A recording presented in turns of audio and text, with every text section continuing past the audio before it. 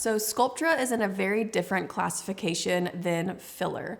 Sculptra is what we call a bio-stimulator. So this is doing something completely different than, for example, when we use filler in the face. So Sculptra is an injectable, so it is injected like filler is, but it's doing something completely different.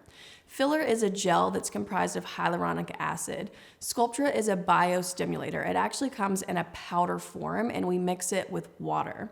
This allows it to actually be an injectable treatment. But what that powder is doing is it's almost like seeds of collagen and elastin that we're planting in the skin. So for someone that just wants to take a really natural approach, or maybe you've done all the filler you need in your face, but you just want something that's gonna give you that next little bump into looking more youthful or more refreshed, that's gonna be Sculptra. So Sculptra is something that you can place all over the face. So you could start with temples and go all the way down to cheeks, hollowed areas underneath the cheeks, the chin sulcus, the nasolabial folds, the jawline. You can even place Sculptra in the neck or the décolleté if you're starting to see some of those lines appear there. So Sculptra is never gonna be a one and done. It's not gonna be as impactful that first session like, for example, filler would be. Sculptra is something that you're kind of on this journey with it. So you're typically gonna need 2 to 3 sessions in the beginning.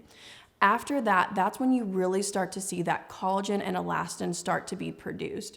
So it's definitely not something I would get done if you're trying to prepare for an event in the next 2 weeks. But the nice thing about Sculptra, even though it takes a long time to see the benefits, it's something that's really going to last.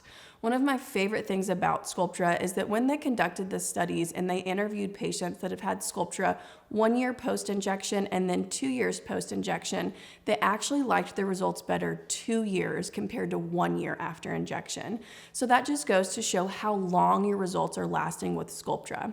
So with Sculptra, you can't overdo it. It's not like you can inject too much and you're gonna stimulate too much collagen and elastin production. It's something that is always gonna look very natural, very refreshed, and it's a great addition to filler or even a substitution for filler.